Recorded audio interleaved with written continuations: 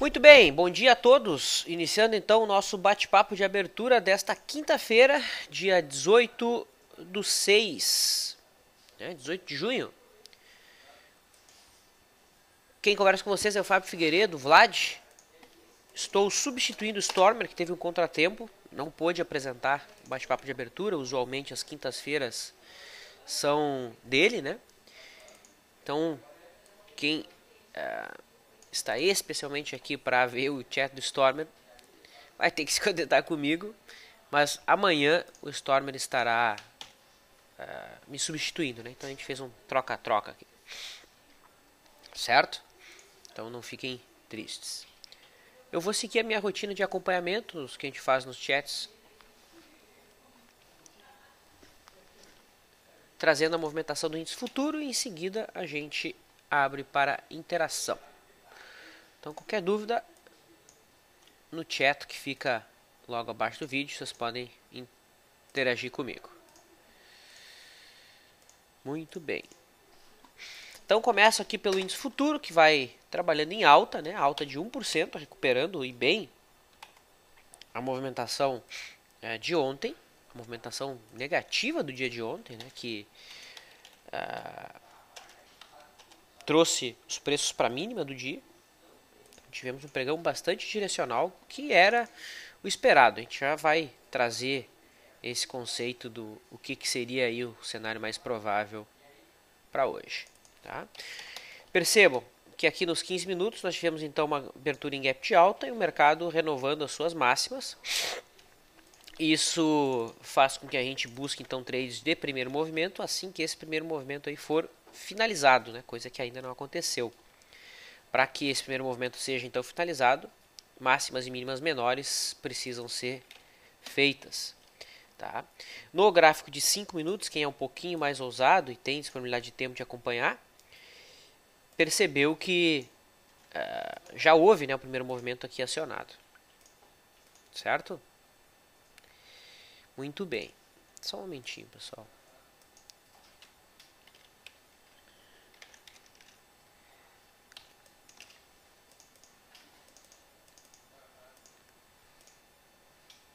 Beleza.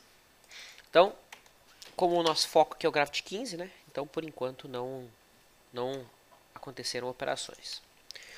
Mas é um mercado que a gente vai observar com bastante atenção nesse pregão. Em relação ao dólar, gráfico, o contrato que vence agora no final do mês, o dólar que ontem perdeu o patamar de suporte, né, fez um pivô de baixa no gráfico diário, vai em busca agora da próxima zona de suporte que fica entre 3.029 e 3.016 pontos. No intraday tivemos aí uma abertura em gap de baixa e esse gap de baixa, só um momento.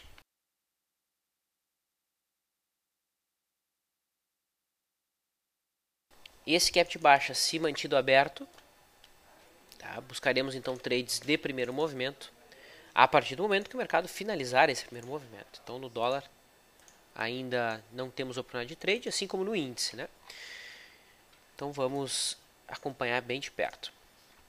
Ontem, no final da tarde, eu postei um artigo novo no site, que era um artigo que observava então o impacto do vencimento do índice futuro no Ibovespa.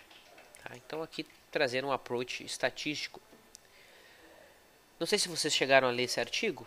Eu primeiramente então sugiro que o pessoal dê uma lida. Acho que ficou bem legal. E aqui a gente colocou então a relação, né, do qual é o impacto um dia antes, um dia depois e no dia do vencimento. Tá? Eu fiz isso considerando toda a amostra, né, não fazendo nenhum tipo de filtro, e fiz também levando em consideração algum tipo de tendência. Tá? Então a tendência, isolando por tendência, né, lembrando que eu caracterizei aqui tendência por alta e baixa, a inclinação da média móvel aritmética de 9 e 21. Vamos ver qual é a tendência no diário dentro dessa leitura, né?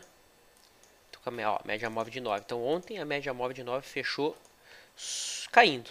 né? Então média móvel de 9 apontando para baixo, média móvel de 21 apontando para baixo, tá? Um dia depois do vencimento, então D mais 1, quando a tendência é de baixa, 55% dos pregões dos últimos 20 anos terminaram em queda, tá? A média de queda foi de 0,27%, tá? Percebo que não há um padrão muito claro, né? Ou seja, próximo de 50% aqui, se o pregão acaba em alta ou em baixa, né? A média dos retornos é próxima a zero. O máximo que a gente pode desenhar aqui no dia após o vencimento é que, quando em tendência de baixa, a dispersão é maior, né? Ou seja, costumam ter pregões mais abertos, né? Ou seja, que se afastam mais da sua abertura, tá? Mas hoje não é um pregão relevante, ao contrário de ontem, né? Ontem nós tivemos um pregão onde foi bem fácil identificar o viés, é exatamente isso que eu trato aqui nesse artigo, tá? Então deem uma lida. Hoje, no dia após o vencimento, apesar da expectativa de muitos achar que tem algum tipo de comportamento padrão, não há nada muito limpo, certo? Bom, vamos ver se o índice marcou. Ó, por hora o índice vai marcando a máxima do primeiro movimento, tá? Ainda é cedo, esse candle tem 12 minutos para fechar, mas se assim fechar, o primeiro movimento está aí consolidado. Começo avaliando então as commodities, com milho estável, que opera a média móvel de 9 exponencial, né? Teve entrada na compra ontem, zeragem do trade na venda. Lembrando que essa abordagem é uma abordagem mais agressiva, né? Que não leva em consideração a violação da máxima ou mínima para entrar, já entra no fechamento direto. Então o cara aqui conseguiu pagar o custo, já estaria comprado. Em relação ao boi tocando hoje a linha de referência de um canal de baixa, dentro de uma importante perna de queda, né? Já temos aí no boi 7 dias de queda consecutivos, algum tipo de repique é esperado, mas por hora o mercado não demonstra nenhum interesse em fazer isso, tá? Quem opera por média móvel de 9 no momento estaria fora da operação, fora do mercado. Possíveis táticas de guerrilha para o dia. Então vamos dar uma olhada aqui nas guerrilhas. Eu já observei aqui que temos hoje a Gerdau, a Goal 4, se enquadrando no cenário de guerrilha. Usiminas. Gerdau e Usiminas, papéis mais líquidos, né? Não tem nem, quando a gente tem papel líquido gerando trade, não tem por que ficar procurando coisa em outro mercado, tá? Então aí a Usiminas, que abriu em gap de baixa de 0,67%, tá? Gera trade então a partir da primeira hora. Em relação a Goal, o gap também foi modesto, gera trade a partir da primeira hora também. Quanto às posições, método Leandro não há nenhuma posição aberta, né? Com esse mercado lateral era o esperado, então já estamos líquidos a alguns pregões. E dentro do método Stormer, a posição que está em aberta é SUSB, tá? SUSB que tem ponto de saída nas últimas duas máximas por hora, 16 e 14 é o stop gain da posição. Ó, então SUSB abrindo em leve queda no dia. Ok? Então com essa introdução, eu acredito que a gente já pode iniciar a interação com o pessoal do chat.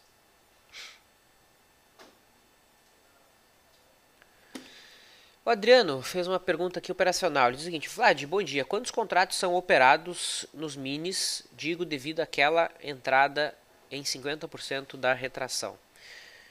Bom, na realidade, aquele modelo que a gente utiliza, né, vamos levar em consideração aqui o trade de ontem, ele não tem nada a ver com retração de Fibonacci, tá? Aquela é apenas uma manha para que eu tenha de maneira mais fácil o ponto de entrada 1, ponto de entrada 2 e a minha realização parcial. Isso aqui não é retração de Fibonacci, isso aqui. Tá? Não, a forma que eu utilizo não é a forma que se utiliza as retrações de Fibo. É importante ter isso em mente. Tá? Então o primeiro passo é entender quantos contratos você pode trabalhar. Tá? Isso quem vai determinar é você. né?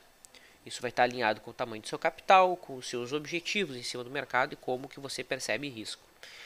Definido isso, uma ferramenta que pode te ajudar é a planilha de controle de risco no mercado futuro, que está disponível lá na nossa central de planilhas. Se você ainda não tem acesso, sugiro que salve aí nos seus favoritos, né, para baixar as nossas planilhas, que por enquanto estão abertas gratuitamente. Tá? Antes disso, a SUSB aqui toca o meu alarme e o trade de FR2 acabou de gerar stop. Tá? Então o stop estava em 15,35, o trade acabou de ser encerrado. Então deixa eu já passar ao vivo aqui a saída da SUSB 5, posição de FR2 gerou stop loss. Okay. Compra por FR2 acionou stop loss em 15,35. Hoje no final do dia vamos ver qual é o papel que vai se enquadrar dentro dessa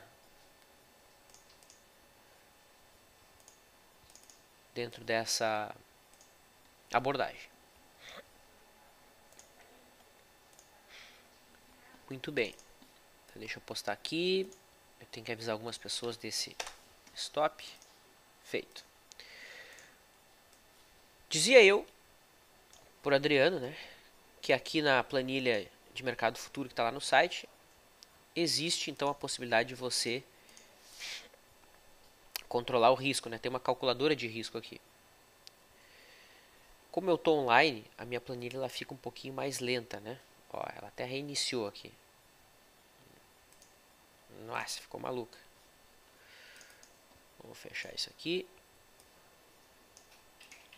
Vamos botar carregar de novo. Pronto. Então eu venho aqui em calculadora de risco, ó, na segunda aba, eu vou lá selecionar o mercado que eu quero operar. Bom, quero selecionar o mini índice. O meu capital operacional é de 30 mil reais.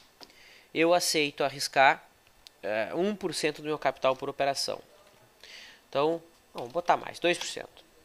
Então vamos simular aquele trade do índice de ontem, né? O INQ15. O trade foi aqui. Então o ponto de entrada foi em 54.445. 5445. 54.445.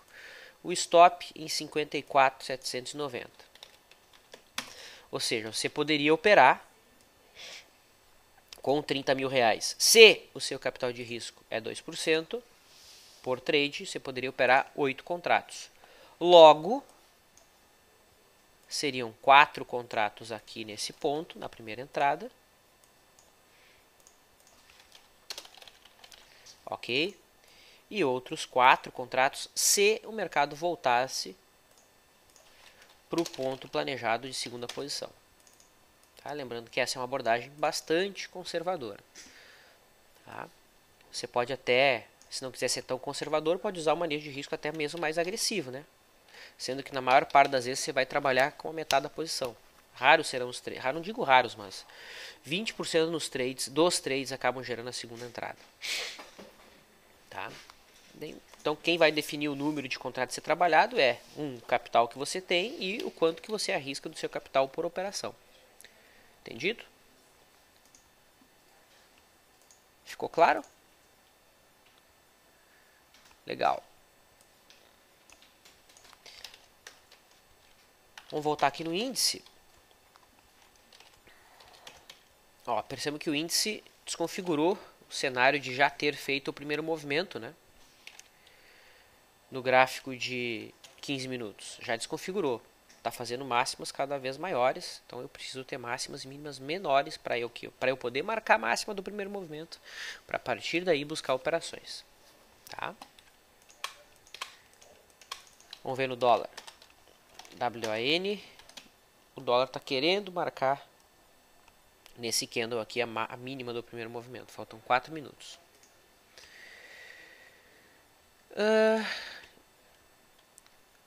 Alguém que não se identificou aqui pede uma avaliação de Vale 5. Bom dia, Vlad. Vale 5, volta a subir. Excelente suas orientações. Obrigado pela mensagem. Vamos dar uma olhadinha aqui no gráfico da Vale. Bom, A Vale 5, no gráfico diário, tem um cenário mais lateral, né? Parece estar montando um cenário de retângulo aqui, com um suporte na zona dos 16,75 e 16, entre 16,60 e 16,75, essa aqui seria a zona de suporte, e a zona de resistência entre 18,25 e 18,10. Tá? Nos 60 minutos fica até mais fácil de ver esse retângulo aí da Vale, né? Com ela se aproximando do suporte e montando Dunning de alta, até existiria argumento para montar a posição aqui.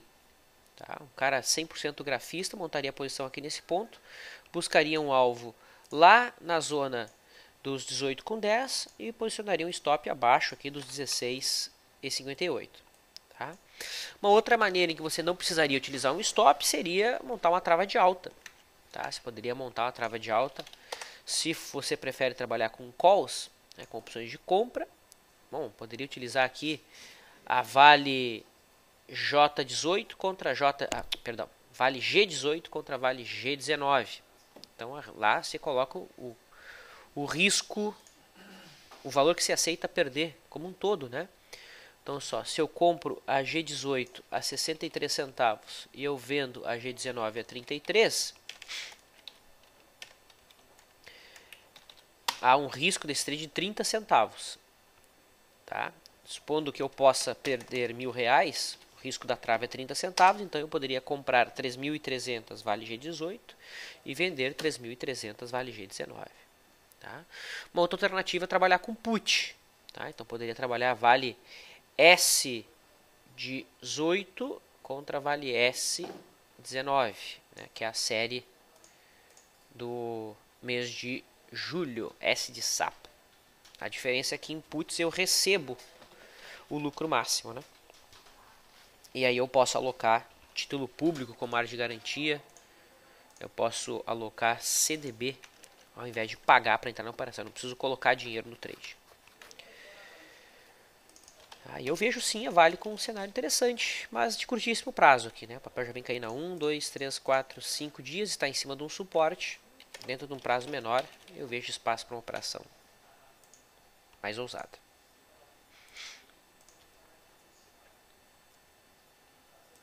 O Nivaldo que mandou a mensagem. Valeu, Nivaldo.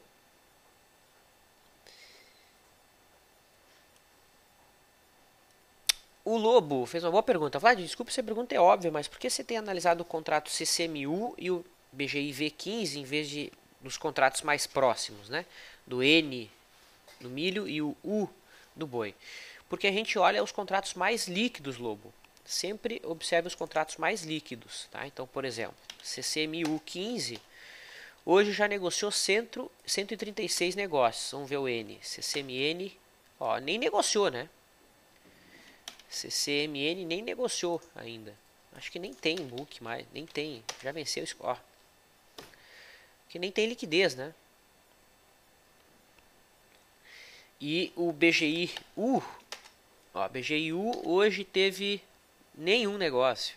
É o contrato que vence em setembro, né? Então, sempre foca no contrato que tem liquidez, que tem mais liquidez, não necessariamente é o próximo. Tá? O contrato mais líquido do ano no boi é o contrato de outubro, o contrato do milho é em setembro, o contrato do café de setembro também é o mais líquido do ano. Por quê? Não sei, deve ter alguma explicação aí fundamentalista, né? Eu realmente não sei.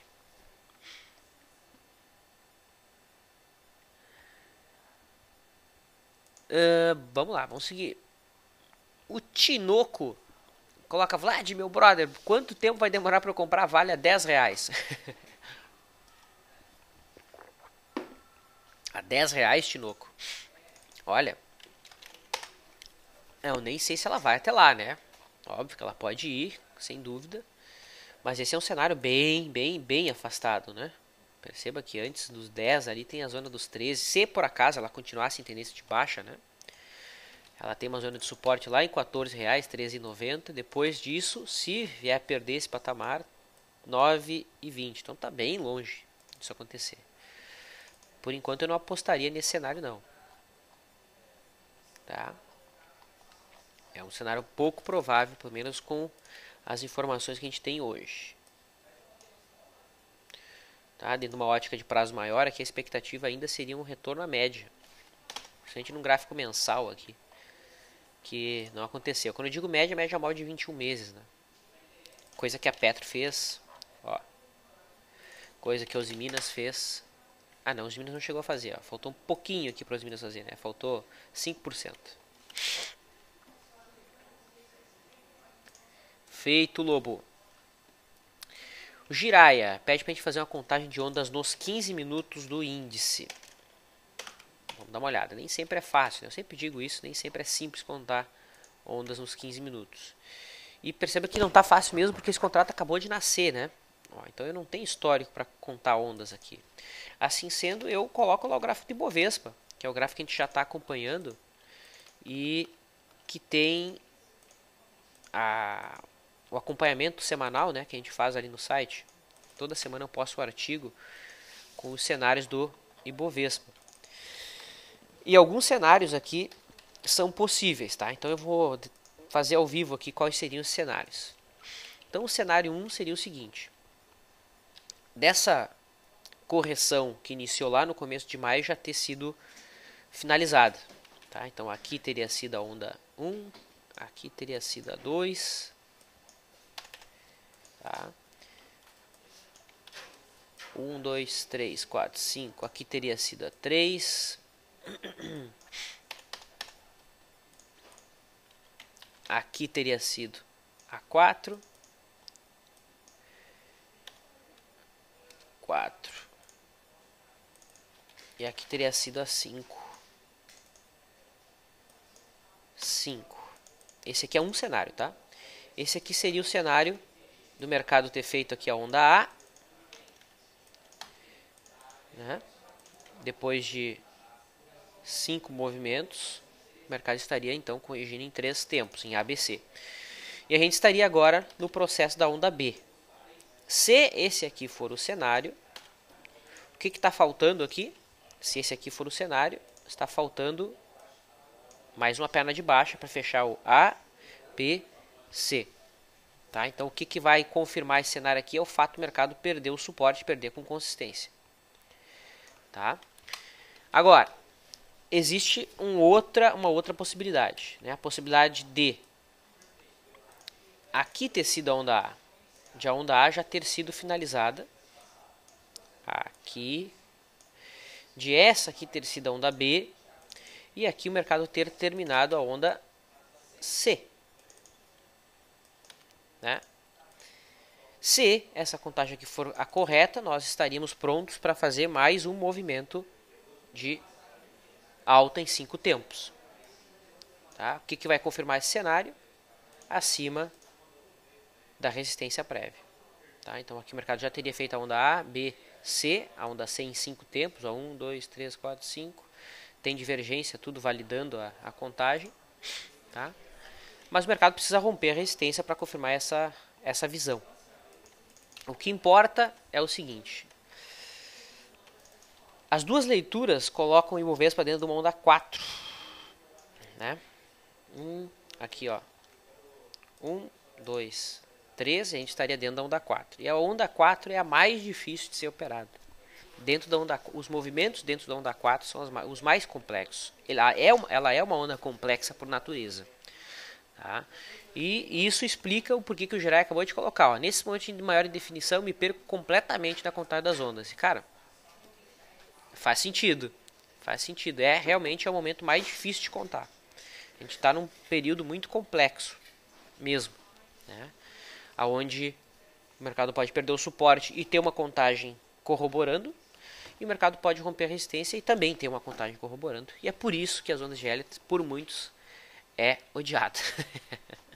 Né? Por essa ambiguidade. O Daniel me chamou a atenção aqui que a SLED abriu com 35% de alta. É isso mesmo? É isso mesmo. Não é provento. Realmente. Então deve ter algum evento aí da Saraiva. Deve ter vendido bastante coisa aí. Enfim, não sei. É interessante colocar que os preços não denunciavam essa movimentação. Tá? Ou seja, não tinha nenhum sinal de compra mais claro aqui até os últimos pregões, até ontem. Então, essa alta abrupta aí seria, né, por conta então da aleatoriedade do mercado, tá? Que não seria explicado aqui pelos preços prévios. A informação que a gente tem aqui é que foi vendida para Abril Educação. Por isso que estão fazendo promoção, então. Tá cheio de promoção na Saraiva. Começou a ficar bem interessante comprar livro lá. Não era. Bom, vamos seguir com as questões. Então tá aí, destaque do dia. Forte e alto. Quem mais que está se movimentando de maneira relevante? De papel líquido, né? Lembrando, pessoal, esse tipo de movimento aqui não tem como operar, tá? É muito difícil operar isso aqui. Além de ter um gap bizarro, olha o spread que existe entre compra e venda aqui. É difícil operar esse tipo de movimento. Então, para quem não estava dentro, e se estava dentro, foi puro golpe de sorte, né? Porque não tinha nenhum argumento para se estar dentro desse papel. Argumento gráfico. Quem chama atenção hoje são os papéis de setor de papel e celulose, né? Olha a Klabin aí fazendo pivô de baixa no gráfico diário. SUS B5 estopou o trecho do FR2, né? Passa para baixo aqui do topo anterior. Passou ontem na realidade, né? Então, alguma correção aí começa a se desenhar nos ativos do setor de papel e celulose. Tá? Valeu, obrigado. Seguindo. Leonardo diz o seguinte: bom dia, Vlad. O mini dólar encerrou o primeiro movimento. Operações de compra se daria no rompimento de 3.069, venda abaixo de 3.043. É essa a ideia? Como você calcula os alvos? Bom, então respondendo a tua primeira pergunta, já acabou o primeiro movimento? Sim, já acabou o primeiro movimento. Então o último candle que fechou com máximas e mínimas superiores em relação ao último candle. Tá? Então esse aqui é o primeiro movimento direcional, não é o primeiro movimento lateral que costuma se parecer com uma ilha, né, que o Biz explica no método dele. Tá? Então acima da linha d'água tem compra, tá? Acima de 3.070 pontos e abaixo da mínima do dia tem vendas. Lembrando que existe um filtro, tá? Um filtro mínimo aí para tomada de posição.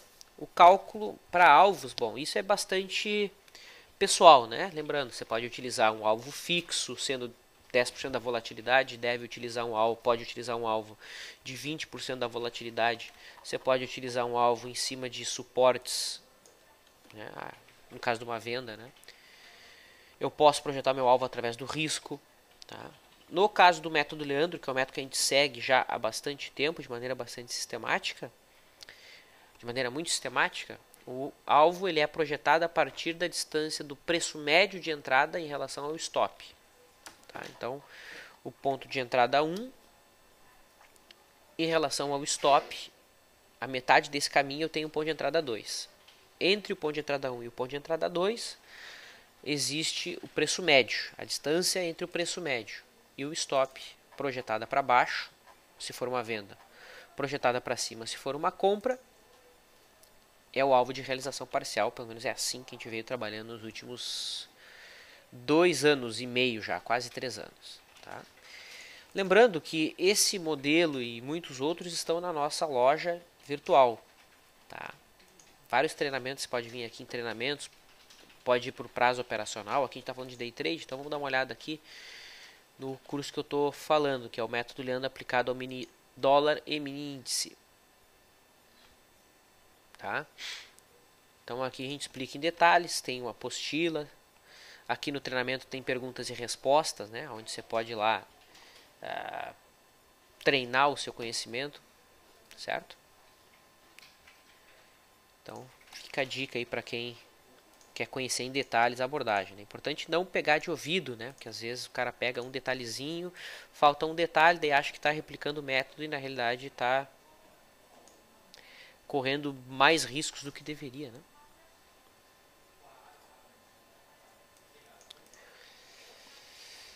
Bueno, como é que tá o meu tempo? Já atingir aí o meu tempo. Então vamos dar mais uma revisada no índice, o Q15. O índice ainda não marcou a máxima do primeiro movimento, vamos aguardar. Por enquanto não há trade na compra previsto para o dia, trade na venda se o mercado passar para baixo da linha d'água, isso está bem longe de acontecer, né? E o dólar já tem trade previsto, abaixo da mínima do dia ou acima da linha d'água. Grande destaque do dia então, SLED subindo aí 30%, mas é um papel que não dá para operar, né? Impossível operar isso. Petrobras subindo 1%, dentro do movimento mais errático aí no gráfico diário. Vale 5, para quem é um pouco mais ousado, até estaria acionando uma operação agora na superação da máxima de ontem, né? O papel está em cima do suporte, dentro de uma visão grafista que fica mais limpa aí de ser vista no gráfico 240 minutos ou 120 minutos, como queiram. Opa, 120 minutos. Tá. Os bancos estáveis, BBDC e Itaú. E basicamente é isso. Eu me despeço, desejo uma ótima quinta-feira. Daqui aproximadamente 30 minutos estaremos online no LS Live. Um ótimo pregão a todos e até mais.